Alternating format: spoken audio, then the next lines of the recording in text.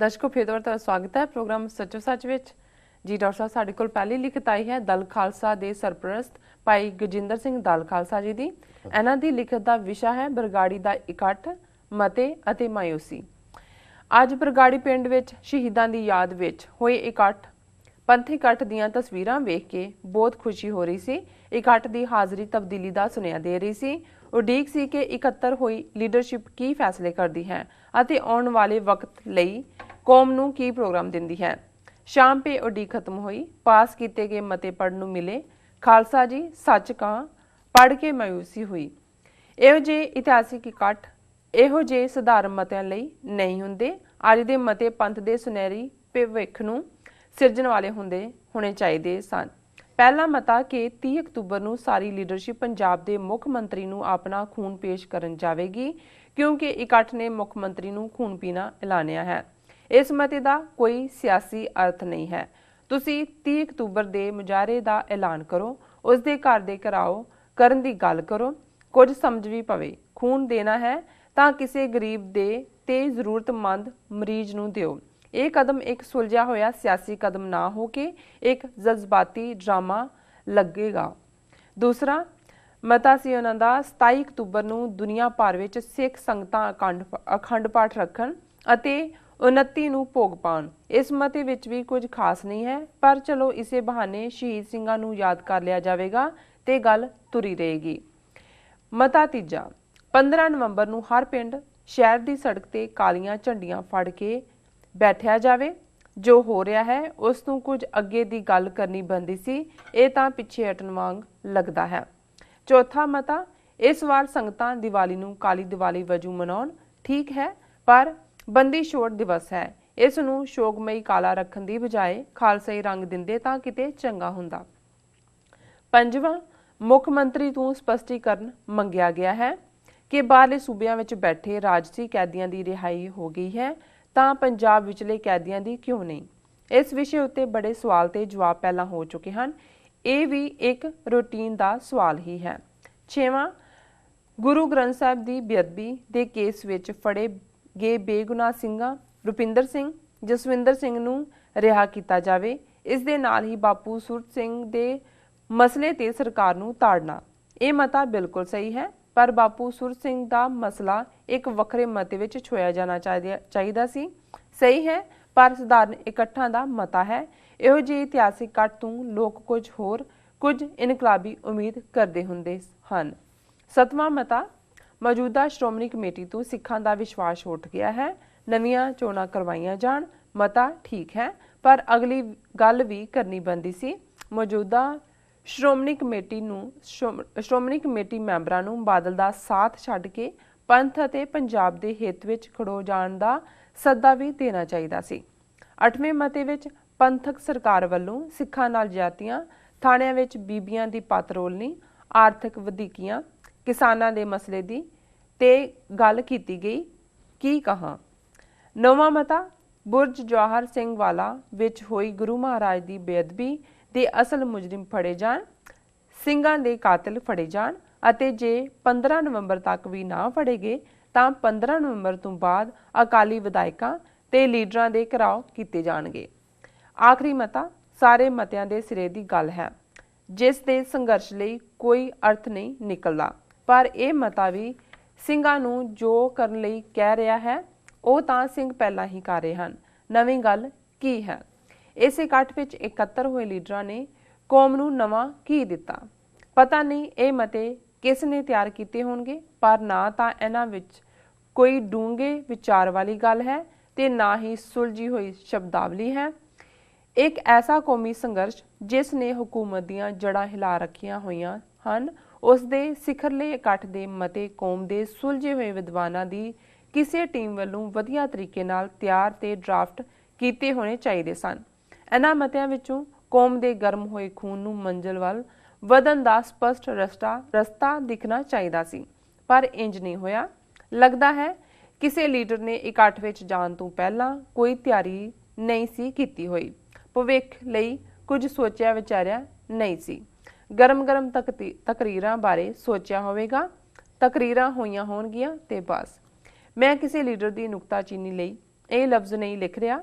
ਖਿਮਾ ਦਾ ਜਾਚਕ ਹੋਵਾਂਗਾ ਜੇ ਕਿਸੇ ਨੂੰ ਮੇਰੇ ਲਫ਼ਜ਼ ਤਕਲੀਫ ਪਹੁੰਚਾਉਣ ਦਾ ਕਾਰਨ ਬਣ, ਪਰ ਮੈਂ ਇਹ ਮਤੇ ਪੜ੍ਹ ਕੇ ਖੁਦ ਮਾਯੂਸ ਤੇ ਦੁਖੀ ਹੋਇਆ ਹਾਂ ਤੇ ਆਪਣਾ ਦੁੱਖ ਸਭ ਨਾਲ ਸਾਂਝਾ ਕਰ ਰਿਹਾ ਹਾਂ। ਭੁੱਲ ਚੁੱਕ ਦੀ ਮਾਫੀ, ਖਿਮਾ ਦਾ ਜਾਚਕ ਜੀ ਡਾਕਟਰ ਸਾਹਿਬ। ਦੇਖੋ ਭਾਈ ਗਜਿੰਦਰ ਸਿੰਘ ਸਮੇਂ ਤੋਂ ਬਹੁਤ ਪਹਿਲਾਂ ਦੀ ਸੋਚ ਰੱਖਣ ਵਾਲੇ ਨੇ। ਮੈਂ ਅਕਸਰ ਇਹ ਕਿਹਾ ਕਿ 70ਵਿਆਂ 'ਚ ਜਦੋਂ ਕਿਸੇ ਨੂੰ ਚੇਤਾ ਵੀ ਨਹੀਂ ਸੀ ਖਾਲਿਸਤਾਨ ਦਾ ਜਾਂ ਸਿੱਖ ਰਾਜ ਦਾ, ਇਹਨਾਂ ਨੇ 5 ਤੀਰ ਹੋਰ ਨਜ਼ਮਾਂ ਦੀ ਕਿਤਾਬ ਲਿਖੀ। ਕਿਵੇਂ ਇਹ ਜਿਹੜੇ ਨੇ ਛੋਟੇ ਛੋਟੇ ਭਾਵੇਂ ਗਰੁੱਪ 'ਚ ਹੀ ਸਨ, ਲੇਕਿਨ ਕਿਤੇ ਖਾਲਿਸਤਾਨ ਮਾਰਚ ਕਰ ਰਹੇ ਨੇ, ਕਿਤੇ ਐਮਰਜੈਂਸੀ ਦਾ ਵਿਰੋਧ ਕਰ ਰਹੇ ਨੇ, ਕਿਤੇ ਹੋਰ ਕਰ ਰਹੇ ਨੇ।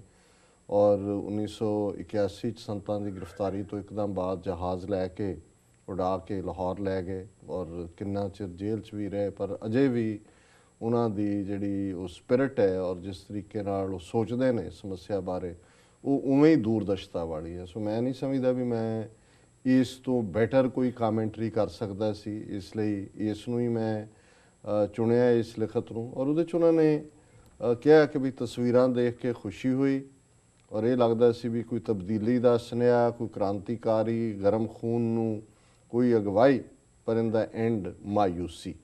ਬਾਕੀ ਉਹਨਾਂ ਨੇ ਕੱਲੇ ਮਤੇ ਨੂੰ ਐਨਾਲਾਈਜ਼ ਕੀਤਾ, ਉਸ ਬਾਰੇ ਉਹਨਾਂ ਨੇ ਆਪਣੇ ਕਾਮੈਂਟ ਦਿੱਤੇ ਨੇ।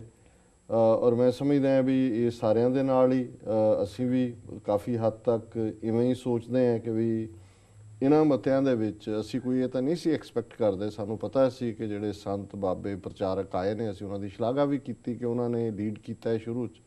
ਇਹ ਤਾਂ ਨਹੀਂ ਸੀ ਐਕਸਪੈਕਟੇਸ਼ਨ ਕਿ ਵੀ ਉਹ ਕੋਈ ਖਾਲਿਸਤਾਨ ਦਾ ਮਤਾ ਕਰਨਗੇ ਜਾਂ ਉਹ ਟਕਰਾਅ ਦਾ ਜਿਹੜੀ ਹੈ ਕੋਈ ਗੱਲ ਕਰਨਗੇ। ਪਰ ਜੇ ਇੱਕ ਪਾਸੇ ਅਸੀਂ ਮੇਰੀ ਔਰ ਇਹੀ ਮੇਰਾ ਕੰਸਰਨ, ਅੱਜ ਮੈਂ ਪੰਜਾਬ 'ਚ ਵੀ ਜਿਹੜੇ ਉਹਨਾਂ ਦੇ ਸਮਾਗਮਾਂ 'ਚ ਸ਼ਾਮਲ ਸੀ ਸਾਡੀਆਂ ਧਿਰਾਂ ਦੇ, ਉਹਨਾਂ ਨੂੰ ਵੀ ਮੈਂ ਕਿਹਾ ਜੀ ਗੱਲ ਤੁਹਾਡੇ ਜਿਹੜੀ, ਔਰ ਮੈਂ ਉਹੀ ਗੱਲ ਕਰਾਂਗਾ ਜਿਹੜੀ ਇਹਨਾਂ ਨੇ ਮੈਂਸ਼ਨ ਨਹੀਂ ਕੀਤੀ ਹੈ। ਇਹਨਾਂ ਨੇ ਹਾਲਾਂਕਿ ਕਿਹਾ ਵੀ ਸਰਬੱਤ ਖਾਲਸੇ ਦਾ ਸੈਪਰੇਟ ਪਤਾ ਕਿਉਂ ਨਹੀਂ ਕੀਤਾ ਜੀ। ਮੇਰਾ ਤਾਂ ਇਹ ਕਹਿਣਾ ਵੀ ਇਹ ਇੱਕ ਡਾਈਕੋਟਮੀ ਕ੍ਰੀਏਟ ਹੋ ਗਈ। ਇੱਕ ਦੋ ਲਾਈਨਾਂ ਨੇ। ਜੇ ਅਸੀਂ ਇੱਕ ਪਾਸੇ ਤਾਂ ਅਸੀਂ ਇਹ ਕਹਿੰਦੇ ਹਾਂ ਕਿ ਭਾਈ ਸ਼੍ਰੋਮਣੀ ਕਮੇਟੀ ਦੇ ਕੋਲ ਹੀ ਹੱਕ ਹੈ ਔਰ ਸ਼੍ਰੋਮਣੀ ਕਮੇਟੀ ਐਕਟ ਦੇ ਥੱਲੇ ਉਹ ਗੁਰਦੁਆਰਿਆਂ ਦੀ ਮੈਨੇਜਮੈਂਟ ਹੈ, ਪ੍ਰਬੰਧ ਹੈ, 800 ਕਰੋੜ ਦਾ ਬਜਟ ਹੈ ਜੀ, ਔਰ ਉਹੀ ਗ੍ਰੰਥੀ ਜਥੇਦਾਰ ਥਾਪਦੇ ਨੇ। ਹੁਣ ਜੇ ਤਾਂ ਇਸੇ ਮਤੇ ਦੇ ਵਿੱਚ ਇਹਨਾਂ ਮਤਿਆਂ 'ਚ ਇੱਕ ਮਤਾ ਸ਼੍ਰੋਮਣੀ ਕਮੇਟੀ ਭਾਵੇਂ ਚੋਣਾਂ ਦਾ ਵੀ ਹੁੰਦਾ, ਇੱਕ ਮਤਾ ਸਰਬੱਤ ਖਾਲਸਾ ਦਾ ਹੁੰਦਾ, ਫਿਰ ਇਹ ਆਰਗੂਮੈਂਟ ਹੋ ਸਕਦਾ ਸੀ ਜੀ ਸ਼੍ਰੋਮਣੀ ਕਮੇਟੀ ਦਾ ਰੋਲ ਗੁਰਦੁਆਰਿਆਂ ਦੀ ਮੈਨੇਜਮੈਂਟ ਤੱਕ ਹੋਏਗਾ ਜੀ। ਅਸੀਂ ਨਹੀਂ ਚਾਹੁੰਦੇ ਕਿ ਇਹ ਜਿਹੜੀ ਬਾਡੀ ਹੈ ਇਸ ਦਾ ਨੁਕਸਾਨ ਹੋਏ, ਅਸੀਂ ਚੋਣਾਂ ਕਰਕੇ ਇਹਦੇ 'ਤੇ ਕੰਟਰੋਲ ਕਰਾਂਗੇ। ਪਰ ਅਸੀਂ ਸਰਬੱਤ ਖਾਲਸਾ ਇਸ ਲਈ ਮੰਗਿਆ ਹੈ ਜਾਂ ਇਸ ਕਰਕੇ ਅਸੀਂ ਹੋਵਾਂਗੇ ਕਿ ਜਿਹੜੀ ਜਥੇਦਾਰਾਂ ਦੀ ਨਿਯੁਕਤੀ ਜਾਂ ਪ੍ਰੋਸੈਸ ਹੈ, ਸ਼੍ਰੋਮਣੀ ਕਮੇਟੀ ਪੰਜਾਬ, ਹਰਿਆਣਾ, ਹਿਮਾਚਲ, ਚੰਡੀਗੜ੍ਹ ਦੇ ਗੁਰਦੁਆਰਿਆਂ ਦੇ ਉੱਤੇ ਹੀ ਹੈ, ਲੇਕਿਨ ਅਕਾਲ ਤਖਤ 30 ਮਿਲੀਅਨ ਸਿੱਖ ਕੌਮ ਦਾ, ਉਹਦੇ 'ਚ ਇਕੱਲੀ ਸ਼੍ਰੋਮਣੀ ਕਮੇਟੀ ਨਹੀਂ, ਦਿੱਲੀ ਕਮੇਟੀ ਹੈ, ਪਟਨਾ ਕਮੇਟੀ ਹੈ, ਜੰਮੂ ਕਸ਼ਮੀਰ ਕਮੇਟੀ ਹੈ, ਹਜ਼ੂਰ ਸਾਹਿਬ ਕਮੇਟੀ ਹੈ, 4 ਮਿਲੀਅਨ ਸਿੱਖ ਬਾਹਰ ਨੇ, ਪਾਕਿਸਤਾਨ ਸਿੱਖ ਗੁਰਦੁਆਰਾ ਪ੍ਰਬੰਧਕ ਕਮੇਟੀ ਹੈ ਜਿੱਥੇ 174 ਇਤਿਹਾਸਕ ਗੁਰਦੁਆਰੇ ਨੇ, ਅਮਰੀਕਨ ਗੁਰਦੁਆਰਾ ਪ੍ਰਬੰਧਕ ਕਮੇਟੀ ਹੈ, ਕੈਨੇਡਾ 'ਚ, ਦੁਨੀਆ ਭਰ 'ਚ ਨੇ।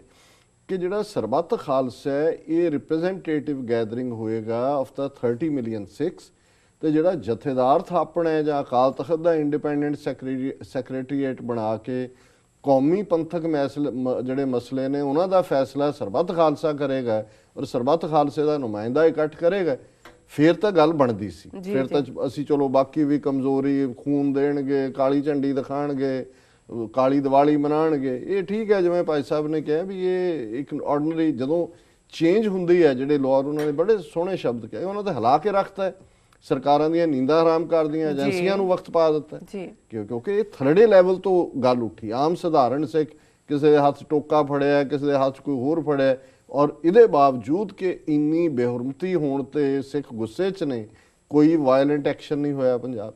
ਸੋ ਇਹ ਜਦੋਂ ਕੋਈ ਚੀਜ਼ ਇਸ ਕਿਸਮ ਦਾ ਇੱਕ ਸ਼ਾਂਤਮਈ ਤਰੀਕੇ ਦੇ ਨਾਲ ਆਮ ਲੋਕ ਜਿਹੜੇ ਨੇ ਉਹ ਆਪਣੀਆਂ ਭਾਵਨਾਵਾਂ ਦੇ ਰਹੇ ਸੀ ਔਰ ਇਹਨੂੰ ਇੱਕ ਪੋਲੀਟੀਕਲ ਈਡੀਐਮ 'ਚ ਨਾ ਸਹੀ ਧਾਰਮਿਕ ਤੌਰ ਤੇ ਹੀ ਘੱਟੋ ਘੱਟ ਅਕਾਲ ਤਖਤ ਲਿਬਰੇਟ ਕਰਾਉਣ ਤੱਕ ਹੀ ਗੱਲ ਆ ਜਾਂਦੀ। ਮਤਲਬ ਹਾਂ ਉੱਥੇ ਸਪੀਕਰਸ ਨੇ ਕਿਹਾ ਜੀ ਸਰਬੱਤ ਖਾਲਸਾ ਚਾਹੋ ਜਾਂ ਦੂਜਾ, ਪਰ ਮੈਂ ਸਮਝਦਾ ਹਾਂ ਵੀ ਮੈਨੂੰ ਕਿਤੇ ਨਾ ਕਿਤੇ ਲੱਗਦਾ ਹੈ, ਮੈਂ ਕੋਈ ਕਿਸੇ ਦੇ ਨਾਲ ਧੱਕਾ ਵੀ ਨਹੀਂ ਕਰਨਾ ਚਾਹੁੰਦਾ ਕਰਕੇ, ਮੈਨੂੰ ਲੱਗਦਾ ਵੀ ਆਲਰੇਡੀ ਇਹ ਜਿਹੜਾ ਸਾਰਾ ਹੀ ਏਜੰਡਾ ਹੈ ਜਿਸ ਕਿਸਮ ਦਾ ਹੈ, ਇਸ ਚੋਂ ਇੱਕ ਵਾਰੀ ਫੇਰ ਨਿਰਾਸ਼ਤਾ ਸਾਡੇ ਪੱਲੇ ਪਈ ਹੈ ਜੀ। ਔਰ ਆਈ ਹੋਪ ਕਿ ਇਹ ਮੈਂ ਗਲਤ ਸਾਬਤ ਹੋਵਾਂ ਇਹੀ ਸਾਰੇ ਜਿਹੜੇ ਨੇ ਸੱਚਮੁੱਚ ਹੀ ਅਗਵਾਈ ਦੇਣ। ਪਰ 15 ਨਵੰਬਰ ਤੱਕ ਹੁਣ ਧਰਨੇ ਚੁੱਕ ਦਿੱਤੇ ਤੇ ਕਾਲ ਤੁਸੀਂ ਦਿੱਤੀ ਹੈ ਜੀ, ਇੰਨੀ ਤਰੀਕ ਨੂੰ ਜੇ ਨਾ ਹੋਇਆ ਫਿਰ ਅਸੀਂ ਕਾਲੀਆਂ ਝੰਡੀਆਂ ਨਾਲ ਸੜਕ ਦੇ ਪਾਸੇ ਖਲੋਵਾਂਗੇ, ਟ੍ਰੈਫਿਕ ਨਹੀਂ ਰੋਕਾਂਗੇ। ਚਲੋ ਚੰਗੀ ਗੱਲ ਹੈ ਜੀ, ਲੋਕਾਂ ਨੂੰ ਬੇਆਰਾਮ, ਪਰ ਇਹ ਤਾਂ ਉੱਥੇ ਹੀ ਫਿਰ ਬੈਕ ਜਾਣਾ ਹੈ। ਫਿਰ ਤੁਹਾਨੂੰ ਹੁਣ ਤੱਕ ਜਦੋਂ ਨਵਾਂ ਸੂਬੇਦਾਰ ਉਹਨਾਂ ਨੇ ਸੂਬੇਦਾਰ ਨੇ ਅੱਗੋਂ ਨਵਾਂ ਦਰੋਗਾ ਲਾ ਦਿੱਤਾ ਹੈ ਸੁਰੇਸ਼ ਅਰੋੜਾ ਜੀ, ਔਰ ਉਹ ਪਾਰਟ ਕਰੇਗਾ। ਸੋ ਤੁਹਾਡਾ ਕੁਝ ਚੀਜ਼ਾਂ ਹੁੰਦੀਆਂ ਨੇ ਜਿਹਦੇ 'ਚ ਤੁਸੀਂ ਆਪਣੀ ਵਿਲ ਦਿਖਾਉਂਦੇ ਹੋ ਜੀ, ਕਿ ਭਾਈ ਪਹਿਲਾਂ ਜਿਹੜਾ ਹੈ ਤੁਸੀਂ ਦਿਓ ਨੋਟਿਸ ਕਿ ਦੋਨੋਂ ਨੌਜਵਾਨ ਫੜੇ ਨੇ ਛੱਡੋ, ਉਹ ਆਣਗੇ ਅਸੀਂ ਅਗਲਾ ਫੈਸਲਾ ਕਰਾਂਗੇ। ਜੀ, ਜੀ, ਹੁਣ ਜਿਵੇਂ ਬਾਪੂ ਸੂਰਤ ਸਿੰਘ ਦਾ ਬੰਦੀ ਸਿੱਖਾਂ, ਉਹ ਇਵੇਂ ਹੀ ਹੈ ਜਿਵੇਂ ਤੁਸੀਂ ਕਿਸੇ ਦੇ ਨਾਲ ਪੂੰਛ ਲਾ ਦਿੰਦੇ ਹੋ, ਮਤਾ ਉਹ ਹੈ, ਉਹਦੇ ਨਾਲ ਗੱਲ ਨਾ ਤੁਹਾਡਾ ਐਮਫੈਸਿਸ ਹੈ, ਮਤੇ ਦੀ ਖਾਤਰ ਮਤ ਹੈ। ਸੋ ਇਹਦੇ ਚੋਂ ਕੋਈ ਰਿਜ਼ੋਲਵ ਨਹੀਂ ਨਿਕਲਦਾ ਕਿ ਵੀ ਉਹ ਜਿਹੜਾ 50,000 ਦਾ ਇਕੱਠ ਹੈ ਉਸ ਦੀਆਂ ਭਾਵਨਾਵਾਂ ਰਿਫਲੈਕਟ ਨਹੀਂ ਹੁੰਦੀਆਂ ਜੀ। ਸੋ ਅਸੀਂ ਸਟਿਲ ਆਈ ਹੋਪ, ਜਿਵੇਂ ਮੈਂ ਕਿਹਾ ਵੀ ਮੈਂ ਗਲਤ ਸਾਬਤ ਹੋਵਾਂ, ਭਾਈ ਗਜਿੰਦਰ ਸਿੰਘ ਗਲਤ ਸਾਬਤ ਹੋਣ, ਪੰਥ ਦਾ ਕੁਝ ਹੋਏ ਅੱਗੇ ਗੱਲ ਤੁਰੇ, ਪਰ ਹਾਲ ਦੀ ਘੜੀ ਇਸ ਨੇ ਇੱਕ ਨਿਰਾਸ਼ਤਾ ਹੀ ਦਿੱਤੀ। ਜੀ ਡਾਕਟਰ ਸਾਹਿਬ, ਸਾਡੇ ਕੋਲ ਅਗਲਾ ਫੇਸਬੁੱਕ ਮੈਸੇਜ ਆਇਆ ਹੈ ਜੀ ਡਾਕਟਰ ਸਾਹਿਬ, ਇਸ ਨਾਲ ਨੇ ਬ੍ਰੇਕ। ਵੀਅਰਸ ਤੁਸੀਂ ਸਾਡੇ ਨਾਲ ਇਸ ਤਰ੍ਹਾਂ ਬਨੇ ਰਹੋ, ਮਿਲਦੇ ਹਾਂ ਆਫਟਰ ਦਿਸ ਸ਼ਾਰਟ ਬ੍ਰੇਕ।